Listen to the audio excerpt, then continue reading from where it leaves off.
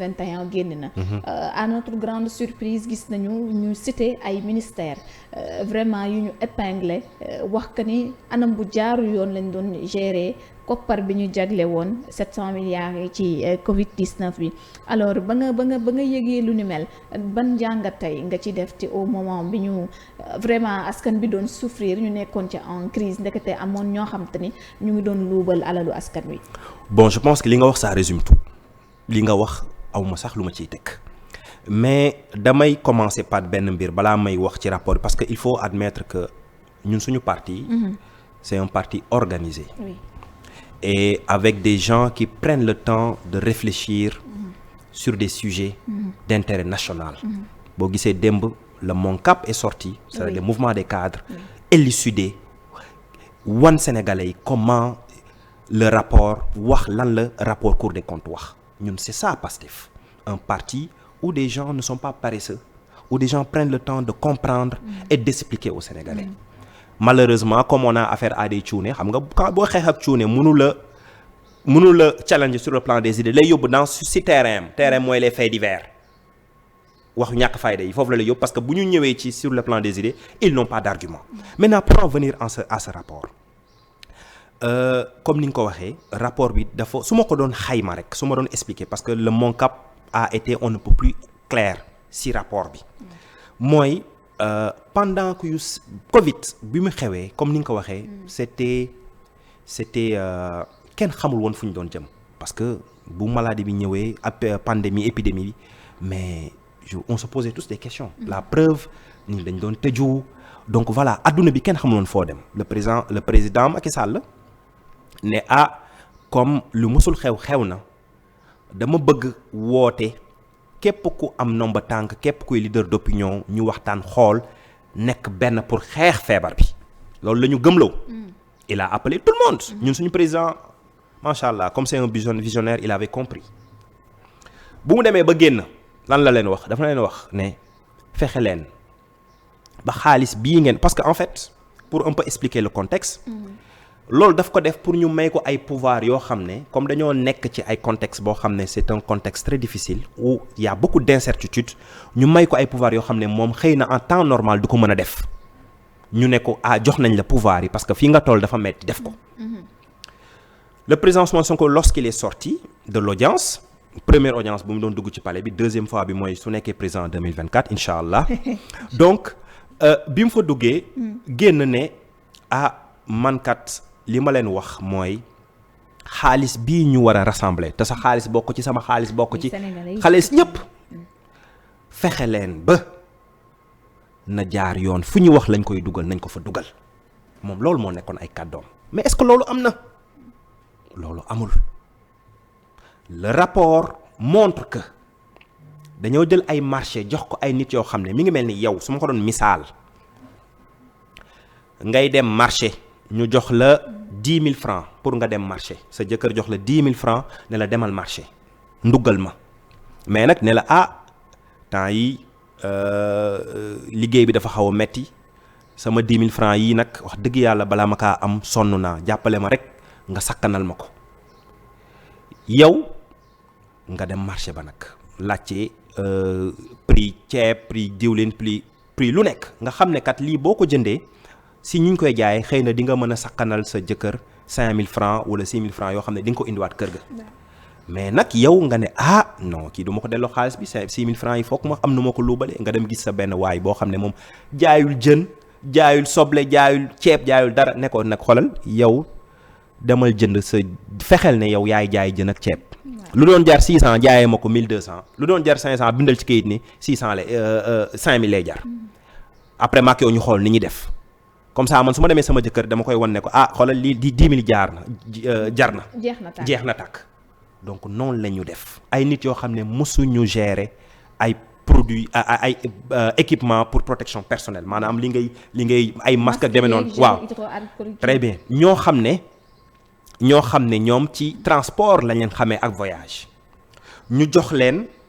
plus de 17 marchés yoo xam ne su ma juumul d'après le rapport mat na plus de 15 milliards. Exactement.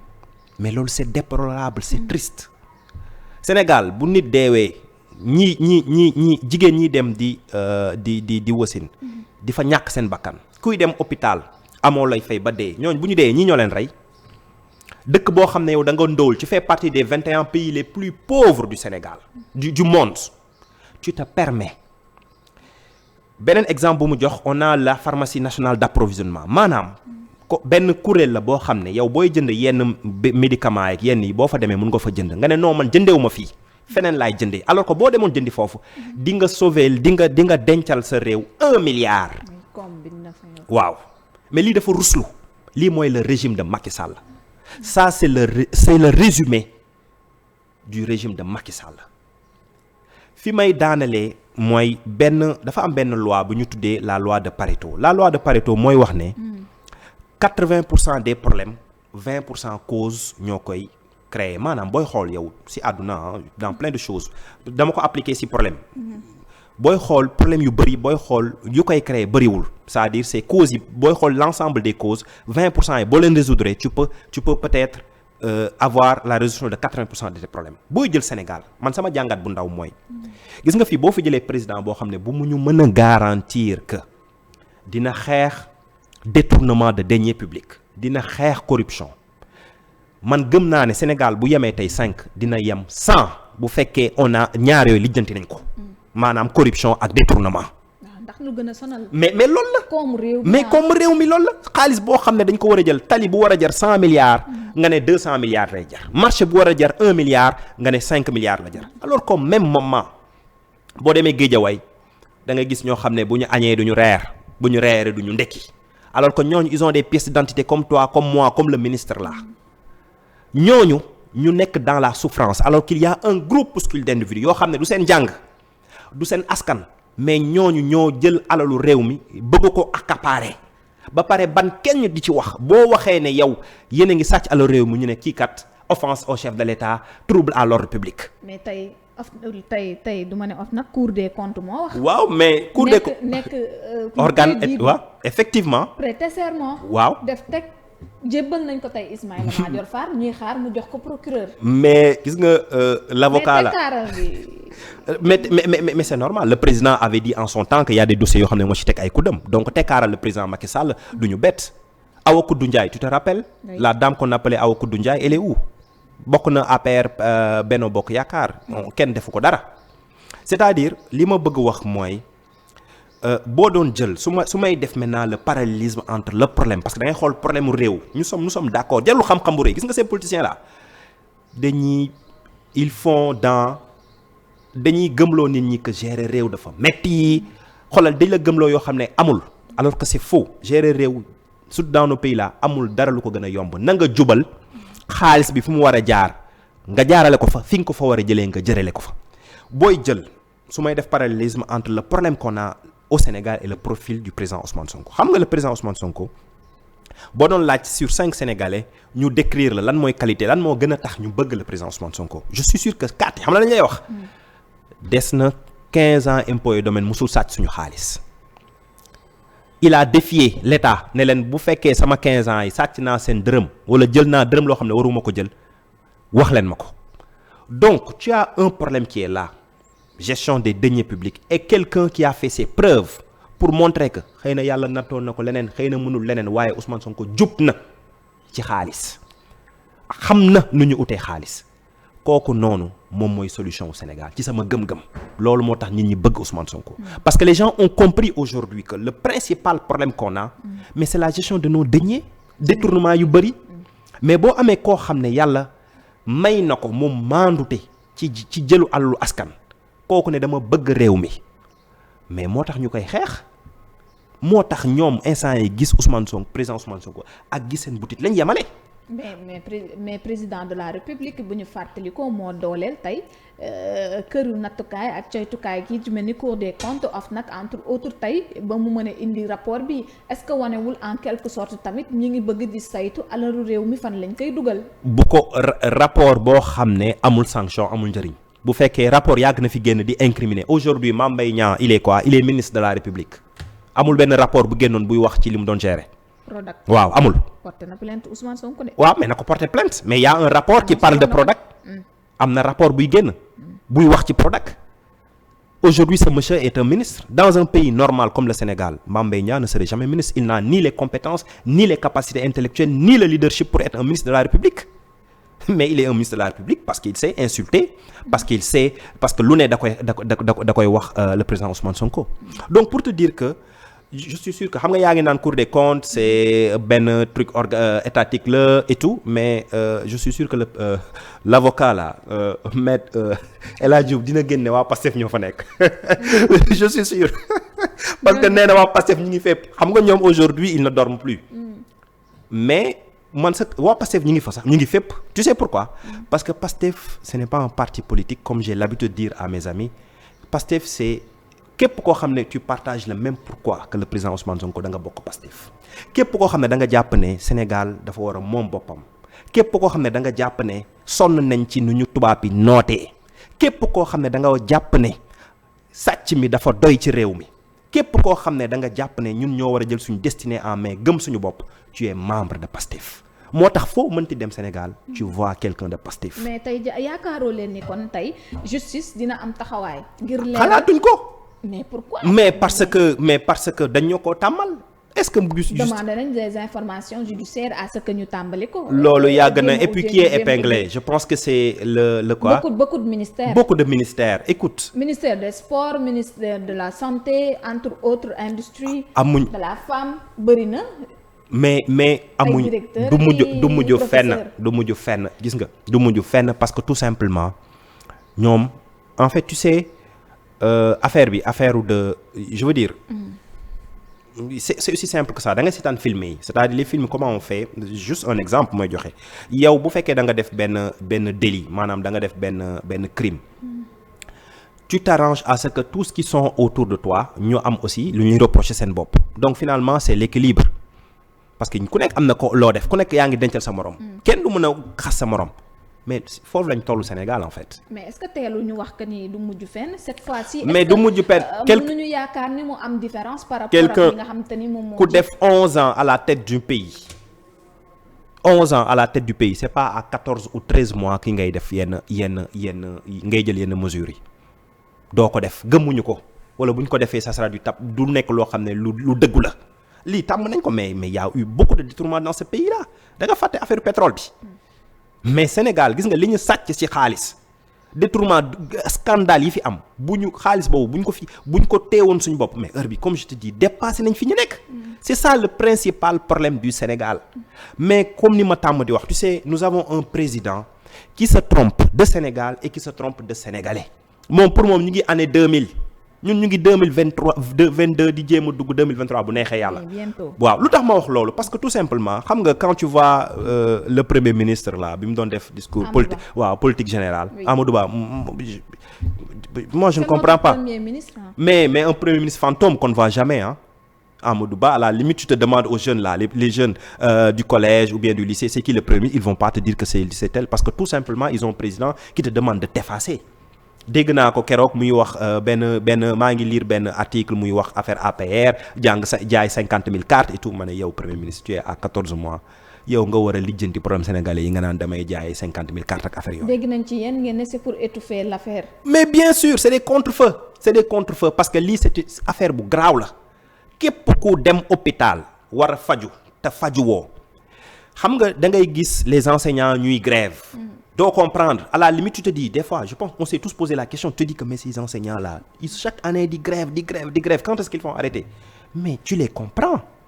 parce que si ñoom au même moment ñu ngi nekk dans des conditions tellement difficiles ñuy gis des gens qui n'ont aucun mérite le seul mérite qu'ils ont c'est d'avoir peut-être ay xamel ak ñi nekk ci pouvoir bi di mën a am yenn alal yi yow ngay rey sa bopp ci naaj bi tu te dis que ñi dañuy saboter xam nga lu ñu soxla au Sénégal et en Afrique mooy on va dire gouverner par l'exemple xam nga kuy digle sangu da ngay sangu aujourd'hui le pouvoir mënul jël benn mesure boo xam ne Sénégalais nañ muñ parce que ñoom mënuñu yow muñoo nga ne nga bëgg ñu muñ boo jëlee ci budget bi plus de 15 milliards environ sont alloués au conseil au conseil économique mais c'est des institutions fantômes yu amul benn njëriñ Sénégal mais ñooñu seen ay waajur dañoo gën ñun suñu ay waajur wala moi c'est la question, c'est comme ça que je présente le débat à mes jeunes frères. dama ne leen képp koo xam ne yow jàpp nga ne ñii di ñu jiite di sàcc suñu alal ñoom seen waajur ñoo gën yow say waajur bu la neexee toogal noppil bul wax mais ñun gëmuñu loolu ñun dañoo gëm ne dañoo am carte d'identité nekk ay sénégalais suñu ay waajur jur ñu fu ñu waree jur ñu nekk ay sénégalais on doit se battre pour notre pays on doit pas accepter qu'un groupuscule d'individus yu tekkiwul dara ñu ne accaparer toutes les richesses alors que l'immense majorité mais ils sont dans la souffrance mais demal ginnaaw raay demal Gunaas demal Njaareem Limaamu Laay tu vois des gens yoo xam ne bu ñu añee du ñu reer les jeunes n'ont pas d'emploi xale yi amuñu fu ñuy xëy alors qu'au même moment il y a des gens qui détournent des milliards dans ce pays. am na ñoo xam te ni reconduire nañ leen dugaat nañ ci gouvernement. mais c'est comme si sabotage lay ndural finalement. est-ce que à la longue duñu jéem a xool nu ñu defee contrôle ci wàll wi. est-ce que du foofu la défaillance bi nekk. alal gi ni ñu koy pasar. ñiy contrôler ñu ngi contrôler di génne seen rapport mais bu dee ñi war a sanctionner ils ne le font pas encore une fois bala ngaa digle sangu da ngay sangu bu fekkee ki war a sanctionner moom ci boppam il est épinglé wala il a des problèmes wala il traîne des casseroles mais mënul sanctionner kenn moo tax quand le président Ousmane Sonko wax day am reddition des comptes ñi def dinañ leen yoon dina leen topp gars yi naan non waru cee wax mais moi je dis daf cee war a wax. dañoo war a topp mais bien sûr tant que Sénégal gis nga sinon boucle infini lay nekk tant que newuñu stop c'est-à-dire tous ceux qui ont détourné l'argent du contribuable ñu ne stop année bi c'est une année qui sera dédiée à ça tant que loolu amul mais les gens vont continuer à faire la même chose. ndax jàpp nga ni dañoo war a tekki ndombal tànk ñenn ñi ko yor ci jamono ji ci mais bien sûr même le waxuma la sax ñi nekk ñi ko yor présidence de la République sax moo war a démissionner. Parce que c'est un échec. C'est-à-dire tout au long de ton mandat, il y a eu des scandales, des détournements. Mais loolu échec weesuwu ko. échec weesuwul loolu moo tax quand je disais tout à l'heure le président de la République il se trompe de Sénégal pour moom arène nationale TER stade loolu mooy impressionner les jeunes non mais ces jeunes ils sont plus ñoom dépassé nañ loolu ça c'est le temps de Wade c'est Wade qui avait en son temps contribuer à wan à cette jeunesse que dara warul rëy seen bët aujourd'hui cette jeunesse elle est décomplexée xam nga jeunesse bi la soxla léegi ils ont besoin d'un gouvernement boo xam ne richesse yu ñu am alal bi ñu am ñu bañ ko sàcc ñu koy jaarale fu mu war a jaar ils ont besoin d'un gouvernement boo xam ne du nekk taalibewu la France ils ont besoin d'un gouvernement décomplexé d'un président qui leur ressemble aujourd'hui notre président ne nous ressemble pas le président de la République ne ressemble pas à sa jeunesse. Aujourd'hui keroog maa ngi gis benn vidéo aux États-Unis notre président celui qui représente les Sénégalais yow nga nekk un président nekk ak sa homologue président américain ngay jug di ko xëccal ay chaise ak xaw ma di ko truc pour lan pourquoi ñun tubaab bi ñu war a tout Macron quand tu le vois avec notre président mais da ngay rus on n'a pas un président qui nous ressemble aujourd'hui booy xool au Sénégal en Afrique que ça soit au Burkina au Mali li fa xew moo fi xew de mais sous une autre forme parce que fii alhamdulilah des gens se sont battus ba ñu mën a atteindre benn niveau ñooñu peut-être ils règlent leurs problèmes par les armes mais ñun on a quelqu'un qui incarne aujourd'hui le changement qui est le président Ousmane Sonko mais malheureusement ils ne l'ont pas compris ou bien ils font semblant de ne pas le comprendre et ce qu'on leur dit c'est que c'est irréversible maanaam le vent du changement kenn mënu ko téye ak say loxo képp ku jéem a téye le vent du changement da ngay suux ak moom. Zoumarou. alors ñu dem ci dernier point bi nga xamante ni war nañ ci mën a wax. on a vu que Ousmane Sonko